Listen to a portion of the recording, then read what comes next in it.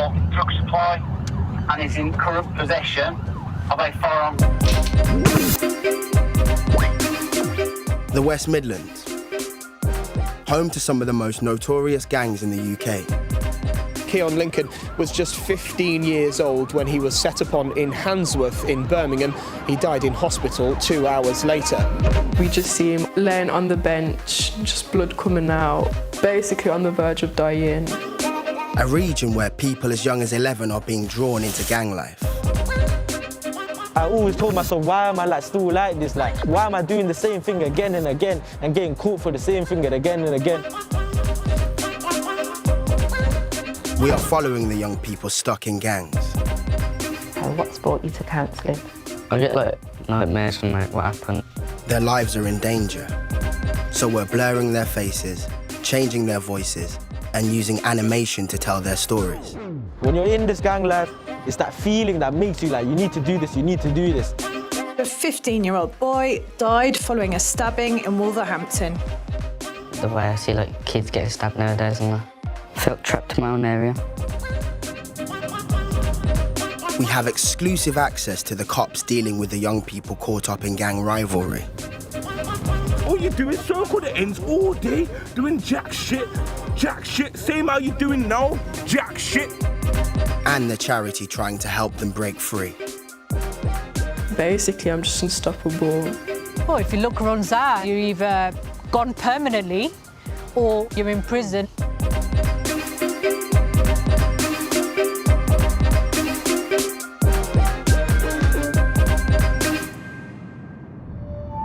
With more than 80 gangs in the West Midlands, over 1,500 young people are at risk as a result of their involvement.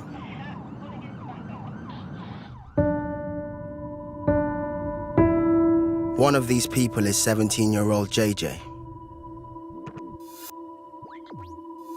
5 years ago, he started to get drawn in. So basically in school, one of my friends I was really close with, he got into a little issue. Then it came to one point where my friend was like, just bring the knife into school. I showed the knife. And I remember just getting him on his knees and everything. That's when I got kicked out of the school. Pupils who have been excluded are more likely to carry knives. Pupil referral units, or PRUs, are supposed to be a safe place for them. But in some areas, they can be the perfect place for gangs to recruit new members. It's a form of grooming. This is what happened to JJ. And in that PRU, there was gang members in there, in year 11 and everything. You see people just getting stabbed up. So people around my age, they were people in year 8, they were growing up to be like that. JJ's gang involvement developed outside of the PRU. Yeah, it was a gang and it was known to make money only. It wasn't known for any violence. I'm the youngest one in there. These people are around in 18. Then there was a 19, 20. And we always just find ways to just sell weed or anything, and the older people just used to sell harder for stuff. Just a month in, we were just making a couple thousand within the week. I wouldn't say no to something, whatever they wanted to do. And in my heart that time, I think it was in my heart to be around these people. JJ's fierce loyalty to the gang is a common symptom of grooming. Teens often think they've made a choice to join a gang. They'll do whatever it takes for their mates and the postcode they come from. This includes dealing drugs. It can lead to serious violence with rival gangs. But there was this one day, there was another gang. They started violence with one of my friends. They just smacked him up and everything, left him in the hospital and that. And I came to point of all of us, we started just carrying weapons just to protect myself and also score a point as well. It's I always wanted to do something back as well. It was always in my heart. Police were called just after 11 p.m. following violence between a group of youths. We believe that all were carrying knives. He was stabbed over 40 times, and at least 3 of those wounds on their own would have been fatal. According to West Midlands Police, the number of under 18s involved in knife crime has more than doubled in the last 5 years. A 15-year-old boy died following a stabbing in Wolverhampton. Last year, there were 836 knife crime victims under the age of 16, recorded by West Midlands Police. With over 450 teenagers arrested for knife crime, an increase of 54% on the previous year. West Midlands Police has teams of officers trying to reduce the growing gang violence. One of these is led by Sergeant Tony Webb. He's a dad, so for him it's personal and frightening. The amount of young children that you see, turning up at hospital with gunshot injuries or knife wounds, or get arrested carrying machetes and zombie knives, is just, ridiculous. This evening, Tony is trying a different approach to policing urban street gangs. There's a perception that all we do is try and arrest people, put people in prison. Just arresting our way out of it is not going to solve the problem. Tony wants to try and reach the young people at risk of gang exploitation before the grooming begins. For me, what looks as a success would be is if we identified a group which we know may be involved in gang activity, but also identify people that are with them or are looking up to them. If we can engage a young enough age or at an early enough point, that gives us an opportunity to break that mould. People that we may not be currently aware of, so that we can then, it gives us opportunities to look at speaking with their family, speak with their family.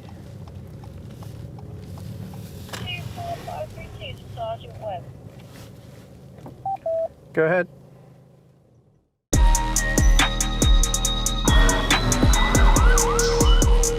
As you're most likely aware, there's a group in the area which label themselves as a bit of a gang. So what we're looking at doing is just some low-level, nice engagement. Hopefully they'll speak to us. Sound Sarge? Lovely. Okay. Lovely. Thank you. That gent is one of the ones that represents the group we've discussed. Yes, I think unfortunately they know our car wrench. Gangs use social media to share the details of unmarked police cars, and this is a car that the group recognised. So one of these is one of the gang numbers. I don't think they want to engage with us, unfortunately. Tony spots another group, some of which are known gang members.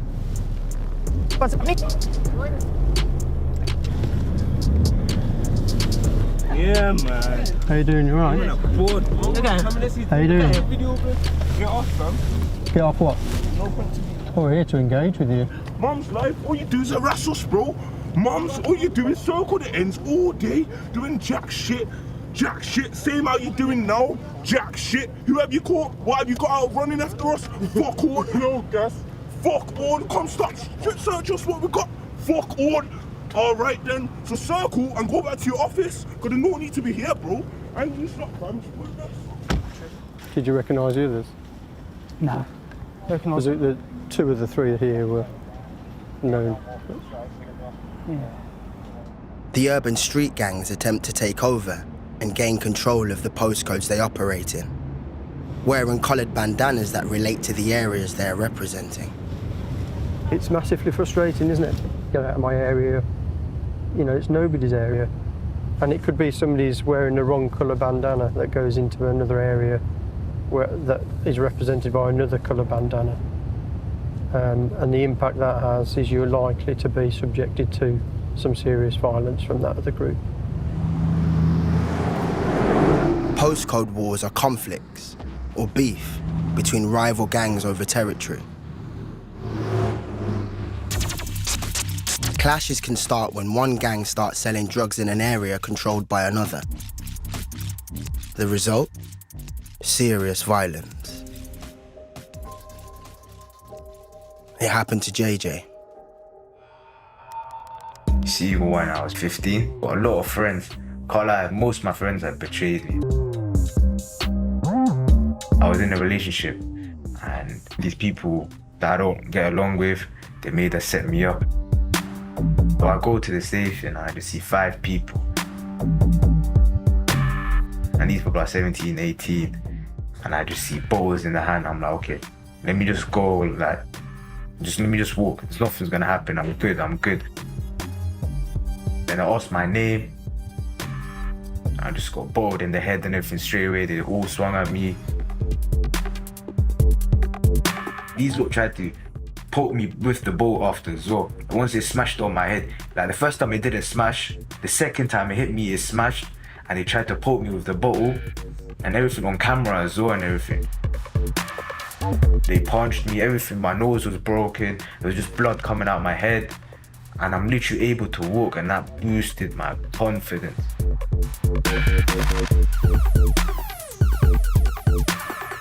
If someone does something mad to me, I can hold it, I can firm it, I can endure the pain. And that's when after, it got me mental though, the fact that they did it to me.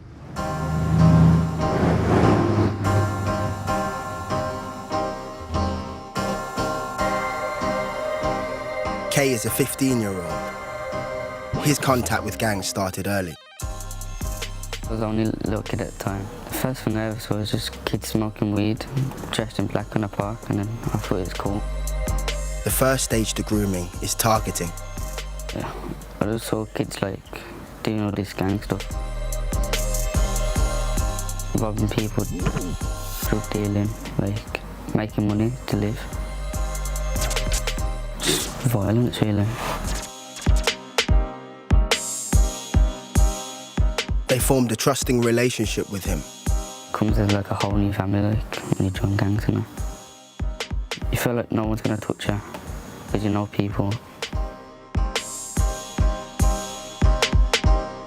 And then he was trapped.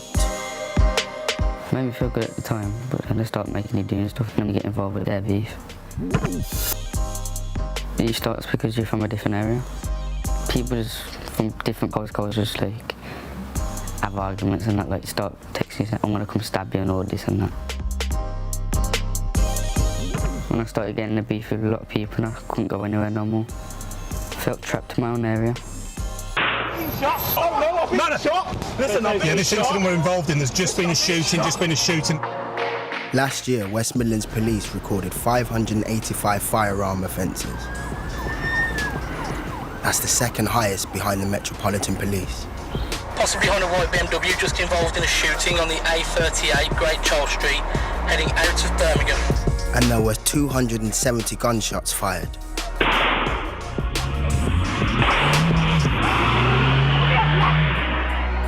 Four teenagers lost their lives in just 5 months. Group of teenagers armed with a revolver and large knives chased Keon Lincoln down the street, repeatedly stabbing him before the fatal shot being fired. In 2021, there were over 3,500 knife and weapon offences committed by under 18s in England and Wales. And the UK's youngest gun killer was sentenced to life in prison, aged 14. Tony's been on the gangs team for the past 3 years. He's seen it firsthand. So what we've got here is a young man being stopped in a retail shopping mall in the centre of Birmingham. He's 14 years old. He's disclosed to one of the officers that he's currently carrying a knife. Yeah, here, straight there, yeah. That's been removed by the officers and that's wrapped in a coloured bandana which is associated with a particular area of Birmingham. I'm just going to continue the search. Yeah, I've got a BB gun. Is this loaded or something? It's only got one bullet in it. So, it's a situation which is really difficult to control. All we can do, I believe, is that we can try and educate and influence people away from carrying weapons.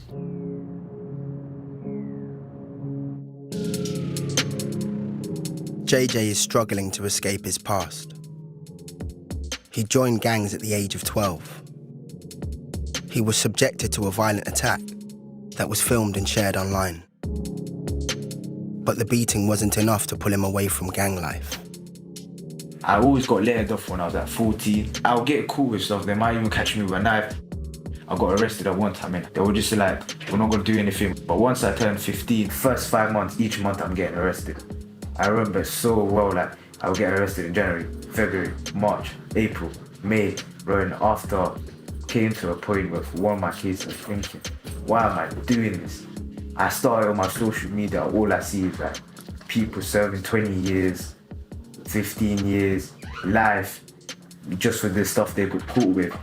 I'm thinking, bro, like, my life can't be like that. My life cannot be like that. This drugs thing is not gonna get you anywhere. Like, I started praying to God about it. He's freed me from a lot, I'll be honest. JJ is trying not to get drawn back into gang life. It's tough. Hey man, how you doing? I'm good, man. How are you? Last time JJ was stopped by the police, he avoided arrest, but he was referred to St. Giles Trust. They are one of the agencies that work alongside West Midlands Police to try and help young people escape gang life. They have counsellors and people with real-life experience. JJ has been working with Peter. He's dedicated his life to helping young people break free from gangs. It's nice and peaceful in here. It's calm. Yeah, it is. I believe in young people. I believe in that young people can make the right choices if they have the right guidance. They're vulnerable. Even the ones who are, gang affiliated, those who may have committed, crimes. So come on, man. How's things been, man? Now it's all looking peaceful. I'm walking with God. I know before you was in that road life, stuff was going on. So in what ways, how's God impacted on you then? If you've got somebody who's got that lived experience, young people will relate to that. They'll say, actually, he or she knows what I'm going through. And for that alone, that can make the relationship so much stronger. No one expected this from me. Okay. And it just changed my whole life. My addictions flew out the window. Wow. Everything, me smoking weed, I threw my weed away, making money, all just flew out the window. You sound on fire, right? You sound so on fire now. There was people that were kind of taking you down another route, the route that got into trouble in the first place. So are those people still around, or are you able to? Really distant. I don't really speak to them. I see stab victims, I see people who've been shot, I've seen people who've been seriously physically assaulted. It is a matter of life or death. They need to have that, somebody who'll be able to walk alongside them, help to encourage them. Now you see, it takes boldness to do this, but you okay to pray? Yeah. And to close, okay, let's do this. All right. Father, Lord, I just thank you, Lord, that you continue to strengthen and guide him. I ask you, Lord, just to continue to be the father that you are to him and to love him the way that you do. In Jesus' name. We thank you. Amen. That was good. That was man. I'm telling you, it's brilliant. I love it. I'm glad that we've been part of the journey with you, man. Appreciate it, man. Appreciate everything. Brilliant.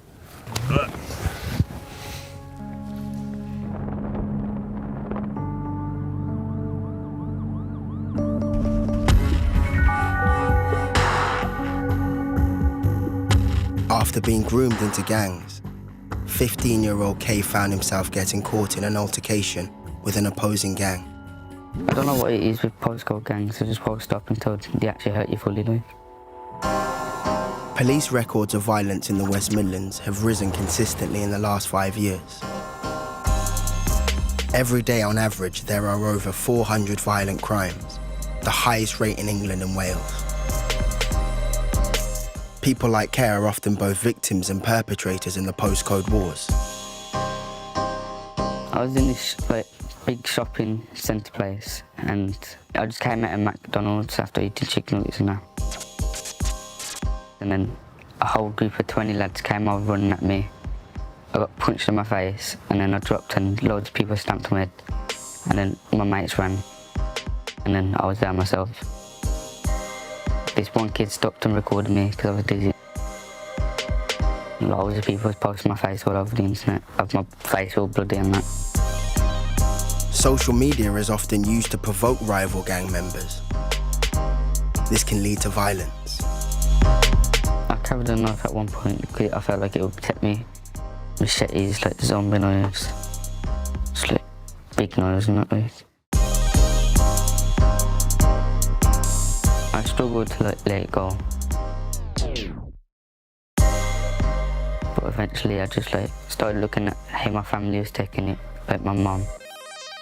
So she said if I end up getting revenge, she don't want me around the baby, so that hurt me a bit as well. So I just had to let it all go, just leave it. Kay is one of the 15% of under 16s in England who are suspected to have mental health problems. Although Kay managed to escape the gang, he still found himself feeling trapped, living in fear because he's traumatized. Today he's having a therapy session with Tanika, a counsellor from St Giles Trust. How are you feeling now since the incident?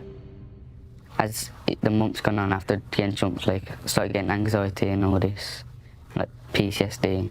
Okay, and how does that make you feel? It makes me feel bad because I'm the one that started that beef and that with them lot, so it could put my family in danger. If the people can't get to me to hurt me again, I feel like the people are gonna hurt my mum or anyone that can get their hands on, like my brothers and sisters. Where's that worry still coming from? The way I see kids getting stabbed nowadays, and that's what worries me. I get woken up in the middle of the night and that from nightmares from what happened. So yeah, that can happen because of trauma. Does it scare you? Yeah, sometimes. I do get really paranoid with motorbikes and see a moped, two people on a moped racing around. Okay, and that still happens? Yeah, that still happens. I just don't like bikes and that because I saw so many people that jump off bikes or just stab people. Has there been a time since the incident where you've seen a moped and haven't thought that, or have you? No, I always do. Even if a car's parking up in front of me, I just get scared thinking people can jump out on me. Okay, and how do you manage calming yourself back down? I just can't. It keeps happening until it just stops itself.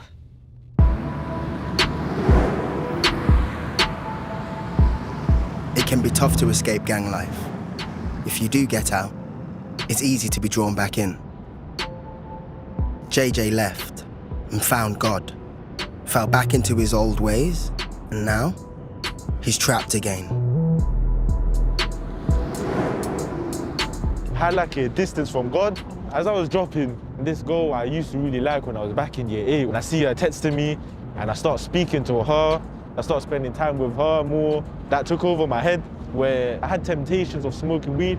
I started resisting them first, but after a while it came to a point where I was like, nah man, I just want to go have a little smoke, go and just have fun. I wanted to somewhat try to impress her. Me making money came into my head, where I wanted to make money again, and my friends started coming and hitting me up, but I knew it was from the devil, but the fact was, I was like, let me just make money.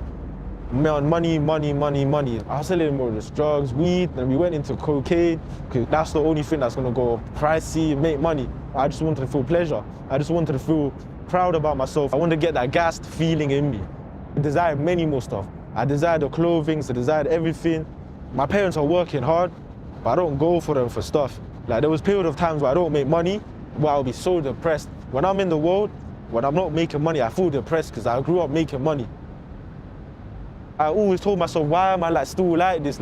I've learned so many lessons, but I can't. But I'm not falling back. Why am I not leaving this? When you're in this gang life, you feel like you need to make money. It's that feeling that makes you you need to do this, you need to do this.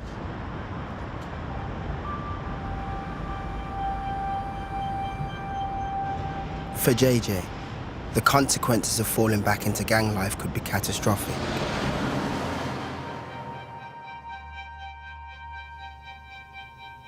The mother and brother of Nasser Francis have first-hand experience. They've been living through the repercussions for the past 2 years. He always wanted to play, and he went to the local park.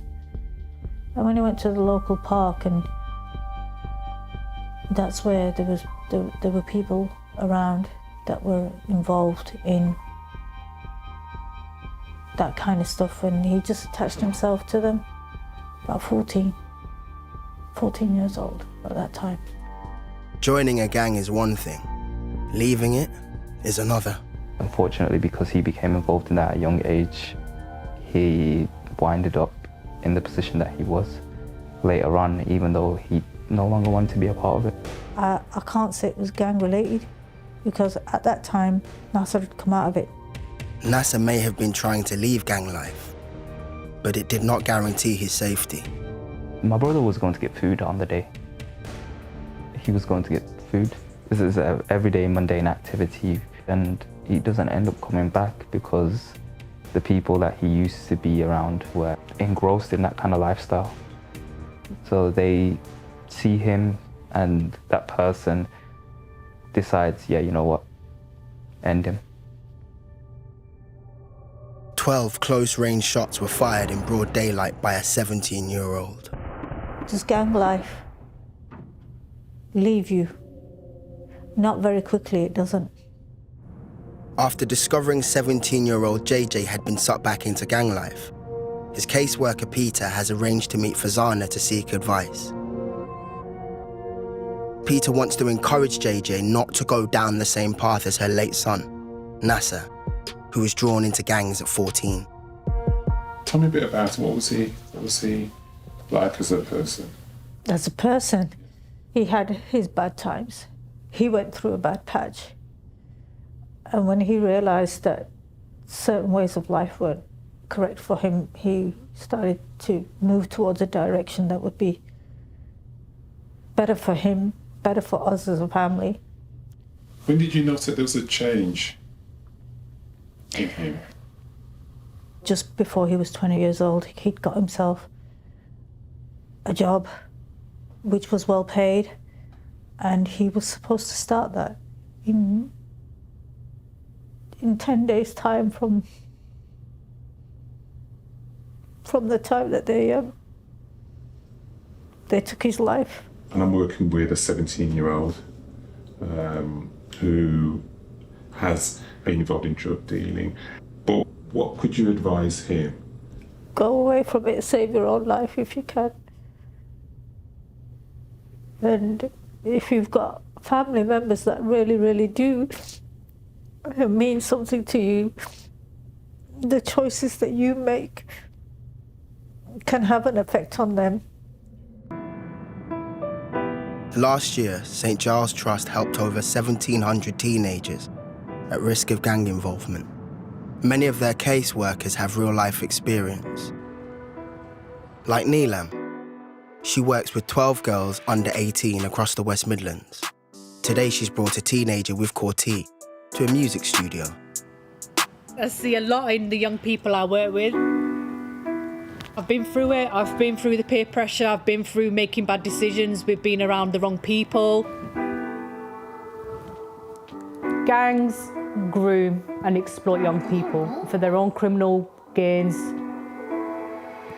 My daddy wasn't there since the age of 5. The way that they'll do it is trying to establish what their vulnerabilities are. He came back looking at all of this was fine. For a young person's vulnerabilities, they have a sense of belonging. You know, they want protection. That gang will make sure that they fill that void. From a kid I was at antics, I never gripped a weapon. They tried to tell my parents I'm a kid who's got aggression. But they are now claimed within that gang, so there's no me in there now, there's we.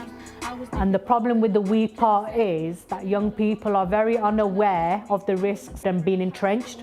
I was deep involved and nobody came to save me. Feeling all alone in public, my man trying to play me. They sold this little pretty imagery of what gangs should be, but once they're in it, truth is slightly different. Do what it takes, it's my time, I'll shine. I'll shine. Making my way up out of these dark times. Young people with vulnerabilities are more likely to be targeted by gangs. Growing up around domestic violence is tough. There are on average over 150 incidents every day across the West Midlands. For young people exposed to this, gang life can seem a welcome escape. One of these people is 15-year-old Elle. She's been working with Neelam for the past 5 months. My mum's boyfriend, I liked him, but he was involved with bad stuff.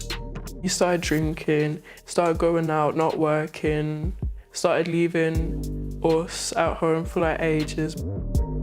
He started becoming abusive. My mum was pregnant, I was the one trying to defend my mum. I was 6, but I felt so much older then. I remember one day, I just kept calling and calling my mum for an hour, over an hour. She wasn't answering.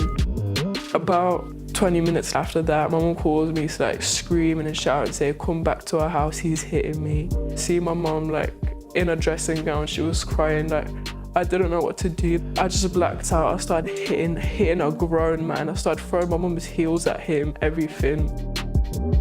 Like, I hated him. I feel like I've become angrier. Anger and aggression can become a way of life. When I get mad, I'm kind of uncontrollable. Like, I stop seeing colours, get really hot. I start screaming.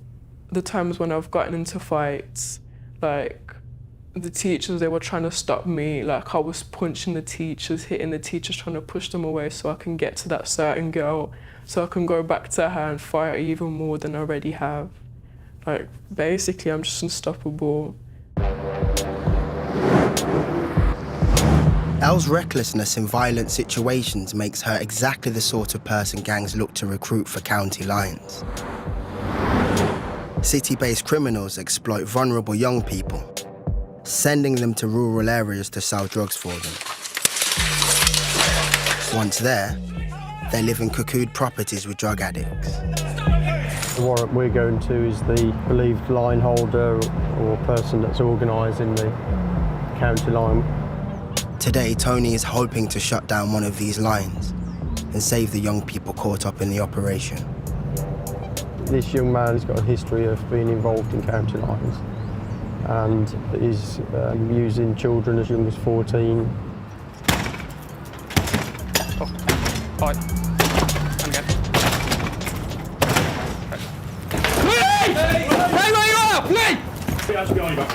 You are under arrest for concerning the supply of Class A drugs. What this will give us is, hopefully we recover his phone, which will show the contact with young people that he's been involved in county lines. So we'll be able to then reach out to those children and families to look at safeguarding. The alleged line holder is escorted to Birmingham Central Police Station to be interviewed. Circumstances, Sarge, are a drugs line has been operating between April 2022 and July 2022. He's very young, believed to have been involved in county lines for a number of years now, and has clearly become the exploiter as opposed to being exploited. As gangs evolve and their numbers grow, so does the competition between them. They need to groom new members to survive. Cheers.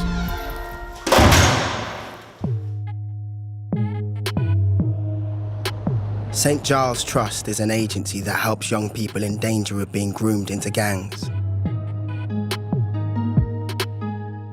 Like 15-year-old Elle, she's on the edge of gang life. Some of my male friends, they are involved with gangs, but none of my girlfriends, they're not involved with gangs. They're fighters if they have to fight. I like fighting, I just find it fun. Sometimes I get a fight because I get mad and I actually want to fight. Sometimes I fight just for the involvement. One of the actual proper fights I've gotten into, I walk up to the girl and then one hand I grabbed onto her hand, the other I just start punching her face. So I watch back at the video, her face going backwards. That girl, she pulled out a knife. I know I shouldn't be going up to her trying to fight her when she has a knife, but I'm not really bothered. My friends, they've been stabbed quite severely, but they still survived. So I'm thinking, they survived, I can survive. Last year, over 200 people died in England and Wales as a result of knife crime. This one gang, my male friends, they ended up making songs about them, and then them group of boys from the different gang, they got mad. This boy, he runs up saying, oh, that and that has been stabbed, call the ambulance now. We run up and we just see him laying on the bench, just blood coming out. He was basically on the verge of dying. Me and my friend, we came back to my house and then we got added to a group chat of where the boys that stabbed my friend, they were actually in the group chat. We started like saying that someone might be dead right now, are you proud of it? And I was calling them by their real names, telling them to suck their mum. I knew what the boys could do, like I know they're crazy. But I haven't seen them since that situation. I got told they've been walking around town. I'm thinking, what the hell, what if I see them one day? Neelam wants to change Al's mindset and make her see that hanging out with gangs can change your life dramatically. It's not easy. It's not easy standing up to people that you've grown up with all your life. It's not easy being that one individual that takes a stand essentially and says, don't want to hang around with you. Did you see your friends around a lot while you was off? Yeah, well, some of them. When you're in each other's company, do you feel like you push each other to kind of get gassed up and like do silly things? Yeah. So, yeah, I want to see where you're at with it. So, what's the positives of being with friends in a big gang and what's the negatives? One of the pros is the safety, like if I'm with my friends that are around gangs and stuff, I'm going to be basically protected. So safety, protection, what else? Kind of reputation. Okay, so that's an interesting one, okay. If people know what type of people I'm involved with, they kind of basically would respect me. Al may be on the edge of gang life, but the longer she spends around these people, the harder it will be for her to escape. Without her realising the transition that she's just got herself into, the problem she's going to get is how she gets out of it. So you said about safety and reputation, you like fighting. Yeah. Yeah? You love it. Yeah. You make no hesitation about that. So in a sense, you developed a reputation through fighting. It's weird because I don't fight random people that I don't know, never spoke to or never met, nothing. Reputation don't always keep you safe, does it? Makes you more of a target, if anything, would you not agree? Kind of. Yeah? While Elle may be engaging with the support from St. Giles Trust, Neelam is worried about her future. My concern is, you know, if she does something, you know, in a moment of madness, moment of anger, I'm worried that, you know, she could do something, you know, she might regret once she's calmed down. It's too late then. So what I would say is, just be aware of your surroundings. Just be aware of the people you got around you. What would be negatives for it? An unexpected gang fight, if there's two different gangs going against each other, just out of nowhere with knives and everything. The people that would be fighting would probably not understand that I'm not exactly in the gang, that I'm just friends with them, and they would try maybe jumping me or trying to stab me or something like that. Okay, so I'd put affiliation there. Yeah, because you said you're not in it, but it's who you know. Okay, that's a really good one. What other things do you think go against it? One more thing is probably about my family. My mum, she doesn't really understand how it all works, basically, how kind of serious it is. And if anything happens, if my address gets what people call baited out, and if there's people that basically want to get to me, then that will put my family in danger. She just wants what typically everybody wants, which is a stable life, happy environment, nice upbringing where she can, you know, be around her brothers and her mum without feeling like she's putting them in danger. That puts you in a sticky situation there, right? Because you just said you don't want to have that fight unless you absolutely have to have it, which is on a personal level. Or if you look around Zah, unfortunately it means you're either gone permanently, or you're in a situation where you're in prison and you've lost all the opportunities that you could have been outside. Yeah. So yeah, that's why I do what I do, because I do think she's one of many that I work with that has got a crazy amount of potential, but it's just making her understand and making her aware that she's got that. Following Peter's meeting with Fazana, he's seeing JJ. Her words have driven home the consequences of falling back into gang life. Come on, man. What's going on? You good? Telling me. You good? Yeah, man. I'm Cool, good, cool, man. cool. Peter wants to deter JJ from becoming trapped again before it's too late. You know, I meet parents, you know, who... Yeah, and they've gone through, you know, they've gone through stuff. They've seen their children, you know, go through stuff. And sometimes, you know, let's be real about this, it might end up in, you know, they might be dead, might be in prison, they might be, do you know what I mean? And, you know, for me, when I have those conversations, sometimes it's really, you know, it's hard, do you know what I mean? It's hard to hear those stories and 'cause it's real life. People have said the same thing to me, but it didn't get to my head because I was young, I was immature, but I was like, nah, I just want to make money. People have said the same thing to me, but I just didn't listen. It's better to listen, it's better to take people's advice and use that as wisdom in your life.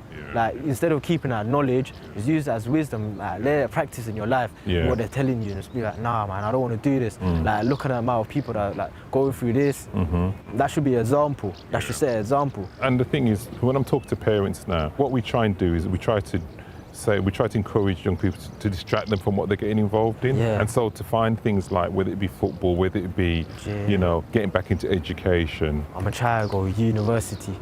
That's what my aim is, to go university. I just wanna help out to the community and young people as well. That's one of my desires, help out young people through like what they go through. And I believe that's part of God's plan as well. While JJ may have left gang life behind him, there are still many more young people in the West Midlands unable to escape. Like 15-year-old Elle, she's still trapped. Neelam is doing all she can to help her control her anger and steer her away from gangs. Today, Neelam's brought Elle to meet women's boxing coach, Mav Akram. This could be the solution to Neelam's concerns. So, why boxing out of any of the sports? What makes you want to box? Because I like fighting, and it's just kind of another way to fight. In the right way? Yeah. Yeah. It is a fantastic sport. It allows us to really sort of work with our emotions and in a sense that we can control them quite well. She's got a bit of a temperament with her anger, so managing it will be good for her. In terms of your hands, I just want you to keep your fingers loosely wrapped over and your thumb over the top. Okay, so have you ever punched anybody else before? Yeah. But hopefully you're not going to be punching people out there anymore. It will be on the bags or competitively in the ring. Okay, jab. In the last year, violent crimes in England and Wales have risen by 18%. Right uppercut. Boxing is now being used to support those at risk of being drawn into knife crime and gang activity. That's it. I think it'll just change her, like, she'll be better for it. Fully extend that arm completely. So jab, good. And again, jab, nice. And again, good. Let's go with the right hook, good. And again, nice. And again, good. That's the basic punches. With any form of like training that comes discipline, it will tame her anger levels and she'll learn to manage it a bit more. And that's what we want to work with. Not too tight? No, it's okay. Push all the way forward. That's it. In. Yeah. We're going to start off just with straight punches. Good. Punch head height. Imagine somebody's your height. That's it. Good. Good. Hands back to your chin. That's what I used to do when I was on the bags. I used to think about something that had really made me angry that day or annoyed, and I was like, I'm letting it out on the bag. 10 seconds, that's it, good girl. Have a little break, have some water. In through your nose, out through your mouth, regulate your breathing. That was a good round, nice to bring it all together. It takes my anger out, like... It helps you feel calm? Yeah, it like takes my stress levels down because I'm taking it into a bag. When you can channel them emotions and you can channel that anger in a right way, it will help you massively outside of this. If you're able to start disciplining that and thinking, okay, hang on, I can walk away from this situation. Always think back to how you are when you're on these bags. Do you know what? I feel like a proud mother, you know. Aww. You know, I'm just sitting on the sideline because I feel like she's got a lot of potential with it. It was just like you've been let free into, yeah, this is my space, and it was good. It's such a nice place to be. Jab. Right hook, left hook, right hook, right hook, left hook, left hook. I don't want to be in situations like similar to what Neelam's been in. She's basically teaching me how to avoid them situations. I'm trying just to prove to her that I can actually do good. Probably would have carried on fighting. It's a bit stupid. I think I regret it now because I could like change my life. If like I see fighting, I wouldn't get involved with it.